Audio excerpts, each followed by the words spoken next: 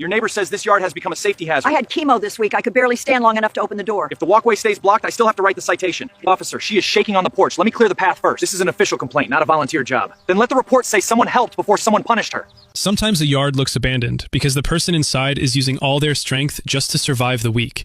Before the story begins, let me know where you were watching from. It always amazes me how far these little stories can travel. Mrs. Lillian's front yard had grown so high that the narrow walkway to her door was almost hidden. Dry leaves covered the porch steps, weeds wrapped around the mailbox, and the rose bushes by the window had become tangled under months of grass. Across the street, her angry neighbor, Mrs. Carroll, had complained every day. She said the house looked dirty. She said the yard attracted bugs. She said if Lillian could not take care of the place, maybe she should not live there anymore. But Lillian was not careless. She was 80 years old, widowed, and fighting cancer quietly inside that little house. Her hair had fallen out after treatment, so she wore a soft blue scarf whenever she came to the door. Before she got sick, Lillian kept her yard beautiful. Her husband had planted roses by the front window because he said every morning should begin with something bright. After he died, she still trimmed them, watered them, and pushed the mower slowly every Saturday because the yard made the house feel less empty. Then chemo started.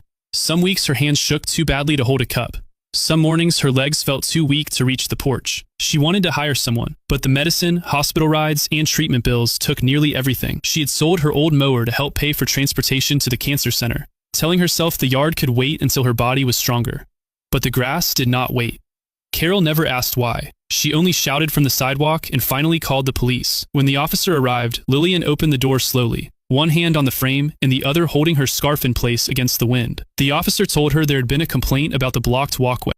Lillian's voice was small as she said she had chemo that week and could barely stand long enough to answer the door. The officer's face stayed serious. He said if the walkway remained blocked, he had to write the citation. That was when a lawn guy named Mason drove by after finishing another yard nearby. He saw the police car, the old woman shaking on the porch, and the grass covering the path. Mason stopped, stepped out, and asked the officer to let him clear the walkway first. The officer said it was an official complaint, not a volunteer job. Mason looked at Lillian's weak hands and said the report could say someone helped before someone punished her. Lillian immediately whispered that she could not pay. Mason told her to keep her money. Then he unloaded his mower, trimmer, rake, blower, and trash bags. He started with the walkway, cutting a clean path from the porch to the driveway so Lillian would not trip on treatment days. Then he cleared the steps, trimmed around the mailbox, and pulled vines away from the front window. As he worked near the roses, he found a small plastic hospital bracelet caught in the weeds. Lillian covered her mouth when she saw it. She said she must have dropped it after her first treatment, the day she came home and sat beside the roses because she was too scared to go inside alone. Mason carefully cleared the flower bed by hand and found 3 pale pink roses still alive under the vines. The officer went quiet. Carol, watching from across the street, stopped yelling. A neighbor brought water. Another brought gloves. Someone offered to drive Lillian to her next appointment. By sunset, the path was open, the porch was safe, and the roses were visible again. The officer told Lillian he would not write the citation that day. Instead, he gave her a senior assistance number and asked the nearby neighbors to help keep the walkway clear. Lillian touched one pink rose and whispered that her husband would have loved seeing them survive. Mason placed the hospital bracelet beside the flower bed for a moment, then handed it back to her. He said it belonged to someone who was still fighting.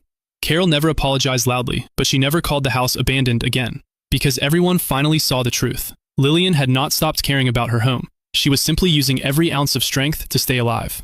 Lillian was judged for the grass outside while she was quietly fighting cancer inside. If this story made you think twice before judging someone's home, leave a comment with the word rose.